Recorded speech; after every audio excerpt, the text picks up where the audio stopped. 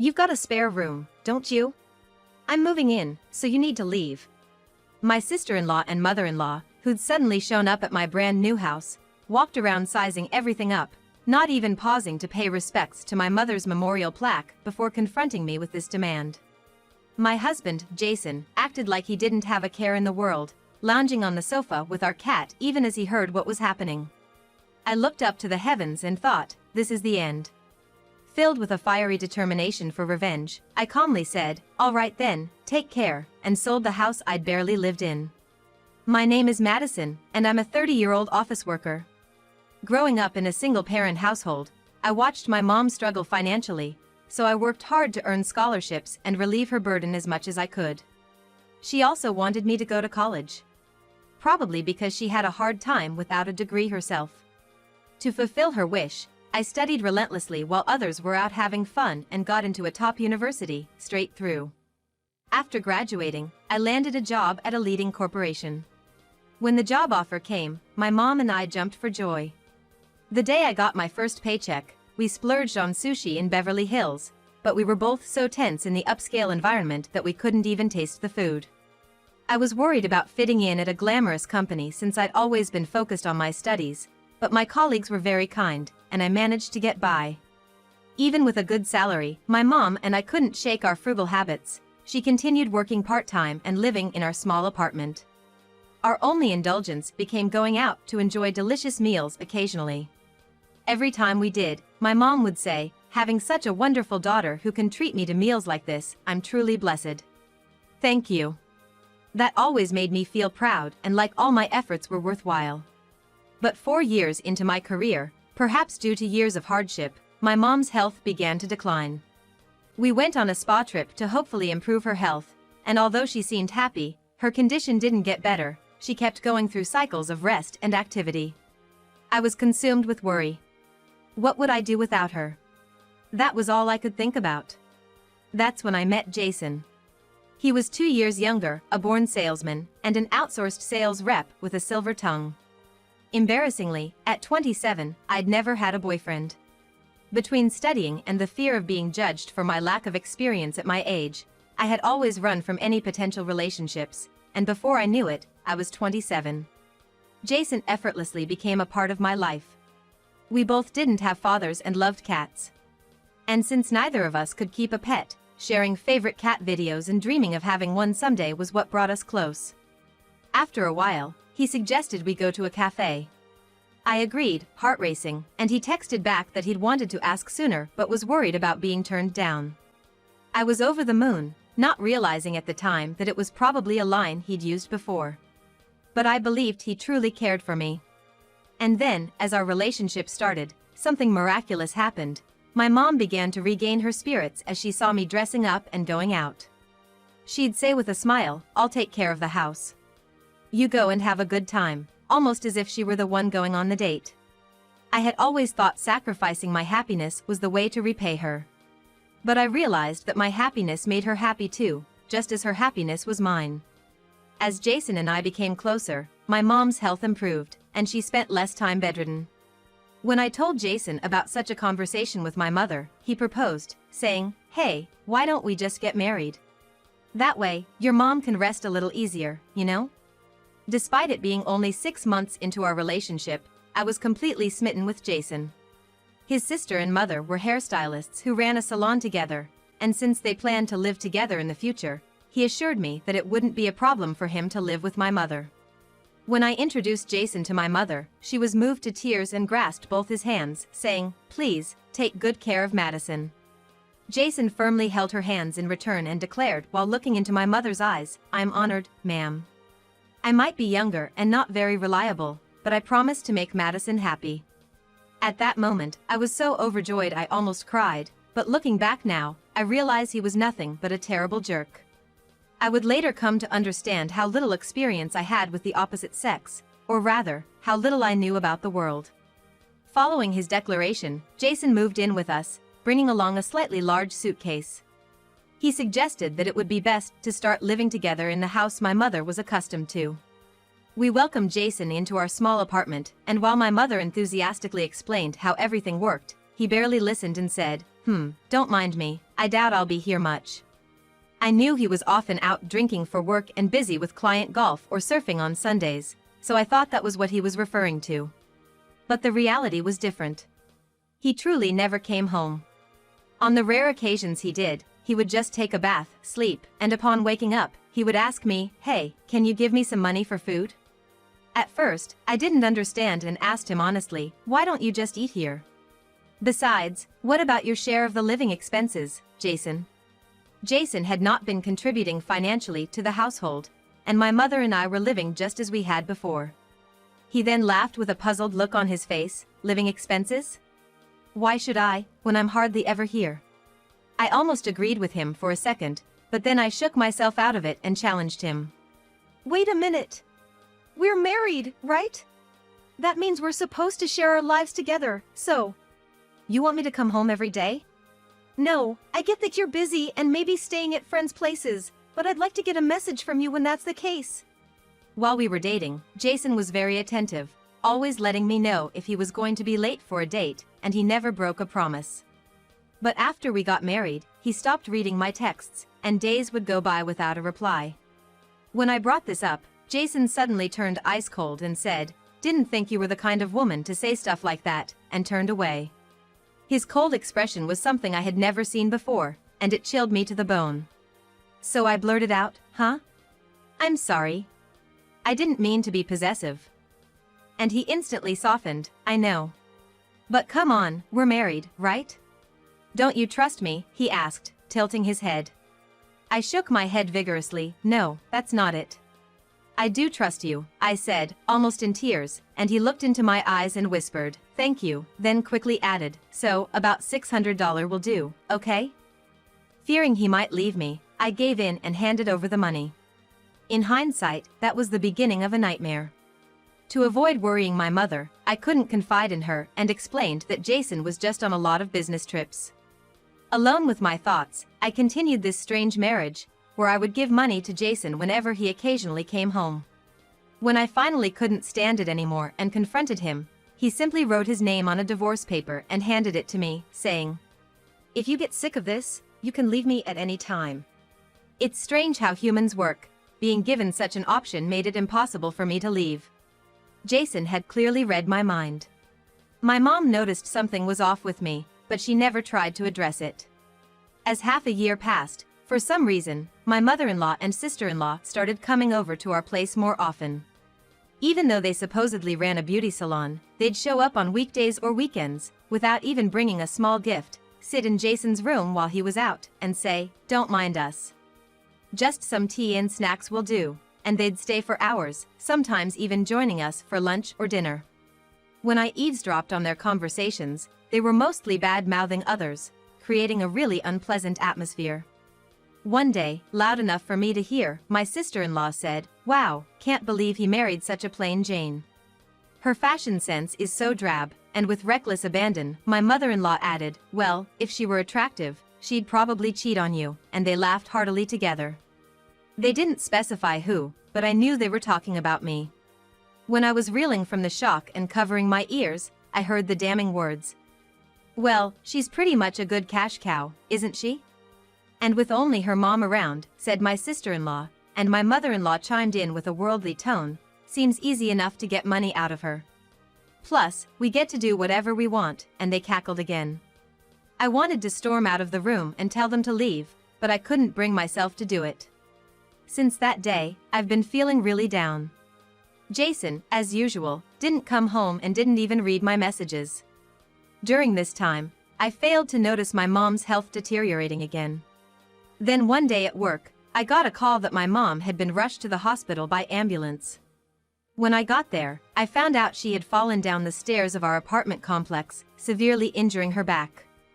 The doctor said that, given her age, she'd likely have to use a wheelchair from now on. From what I was told, Mom had been feeling under the weather for quite some time, experiencing frequent bouts of dizziness. It seems that dizziness was the culprit behind her fall down the stairs. My mom kept apologizing, "I'm so sorry, Madison. I'm really sorry." Over and over, and I just shook my head, crying. I was determined to break through this tough situation. Given that my mom's hospital stay would be quite long, including rehabilitation, I decided to look for a wheelchair-accessible home. Fortunately, we had lived frugally, so there was a decent amount of savings. My mom always loved looking at home ads in the newspapers, often saying how much she'd like to live in such houses. I held on to the hope that buying the home she dreamt of might bring her spirit back. When I asked Jason for his opinion, he casually said, "Why not? I'd like my own room." "Oh yeah, let's get a cat too," and seeing Jason's happy face for the first time in a long while made me foolishly happy, so I enthusiastically started house hunting. Luckily, I found the perfect spec house right in our neighborhood. It was completely wheelchair accessible. I felt it was destiny and made an immediate purchase. I could afford a down payment of around $360,000, and thanks to being employed by a top-notch company, the mortgage was easily approved. Of course, Jason didn't contribute a dime, but that had become the norm. He only visited my mom once at the hospital. By the way, my mother-in-law and sister-in-law, despite their frequent visits to our house, never came to see her. I hurried to finalize the house deal before my mom was discharged, and managed to move us in perfectly. It was honestly exhausting to balance work and moving, but thinking of my mom and Jason's happy faces, I pushed through. When my mom came to the new house in her wheelchair, her eyes sparkled as she looked around our model home-like place and exclaimed like a child, "I can't believe I get to live in a house like this. It feels like a dream." Jason too seemed to like his new room, as he started coming home more often. Then we went to the pet store together and brought home 2 adorable cats. Both Jason and my mom doted on the cats, and our home was filled with lively energy. Just as I was starting to think everything might turn out okay, tragedy struck again. 2 months after moving in, one morning, my mom didn't wake up. I found it strange and went to check on her, only to discover she had passed away, cold. I called an ambulance, but it was too late. She had suffered a heart attack. With the new house and everything else seemed so pointless now, I was overwhelmed by despair and hardly remember the funeral proceedings. Jason acted the part of the dutiful, gentle husband at the funeral, but as soon as we got home, he'd do nothing but flop on the couch and say, "Man, I'm beat," tossing the urn carelessly on a shelf. He then asked me, "When's dinner?" as I sat holding my mother's memorial plaque, and just played with the cat. Seeing this, I finally snapped back to reality. I'd realized a long time ago that my marriage was a mistake. But I'd been pretending everything was fine, so as not to worry my mother. I also didn't want to admit my failure to myself.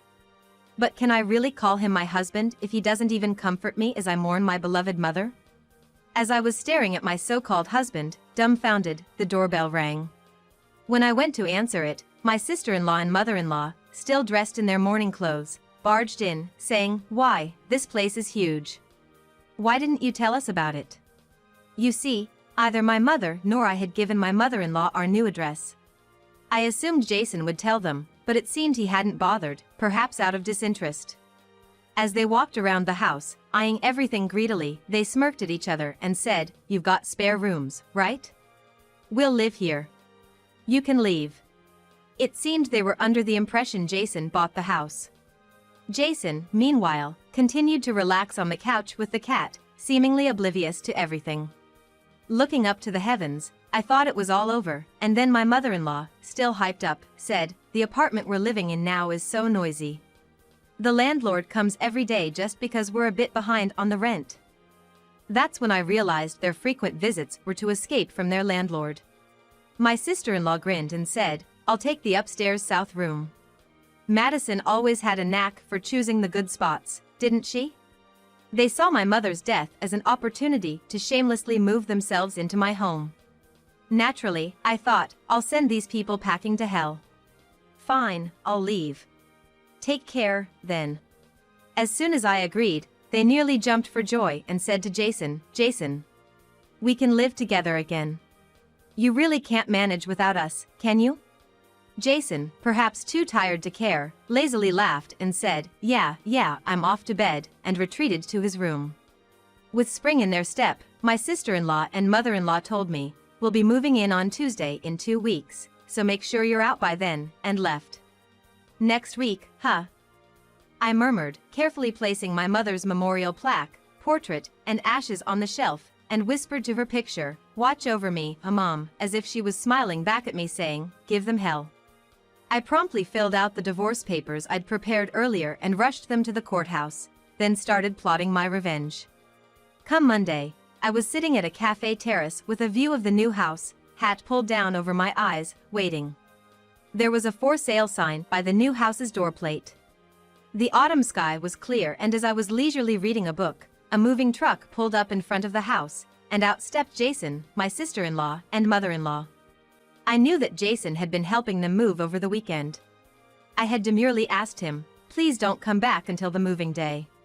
If I see you, I might get sentimental." They were perplexed by the for sale sign, but Jason nonchalantly suggested it might be a prank and tried to open the door with his key. Which of course didn't fit. I had changed the locks. Jason was frantically rattling the keys. Both my sister-in-law and mother-in-law looked on with anxious expressions. Frantically, he fiddled with the key as the movers looked on, ready to start. "What's the meaning of this for sale sign?" my sister-in-law and mother-in-law demanded, irritation rising in their voices. Jason, still seemingly unfazed, said, "I'll just make a call," and that's when my phone vibrated. I ignored it. And as he couldn't get through to me, panic began to set in on his face. The two women looked on anxiously as they and Jason received frosty stares from the movers. Finally, he called someone else, the real estate agency listed on the sign. And there I was, sipping my coffee. "Hello, I'm calling about a property in." "Yes, yes, yes. It's being sold without my consent. Could you come over here, please?" Jason began to explain on the phone when he was interrupted. It's already being sold by the owner? No, that can't be right. You want to sell it if I want to buy it? What are you talking about? Please hold on," and he hung up the phone.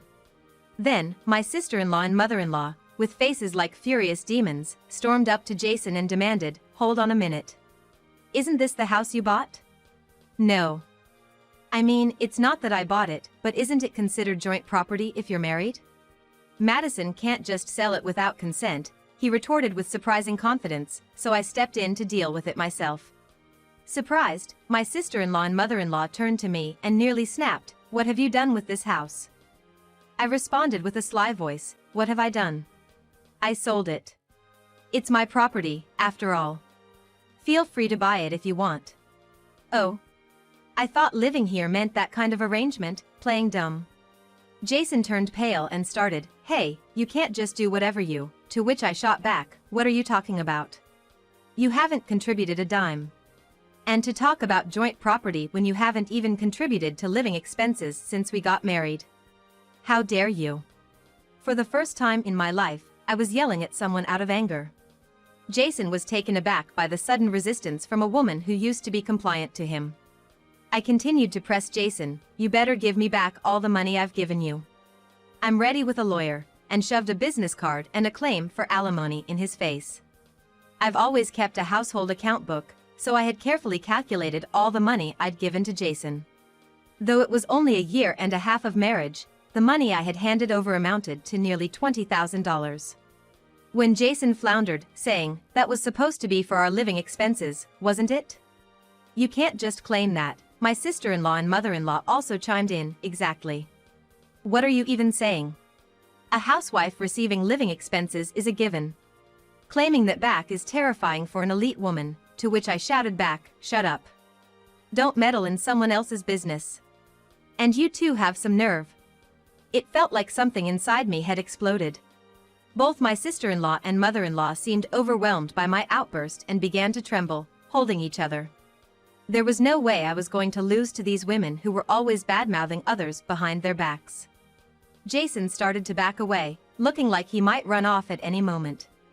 He was the type of man who'd run when things got tough. "No use in running," I said firmly. "I'm going to make sure you settle this properly."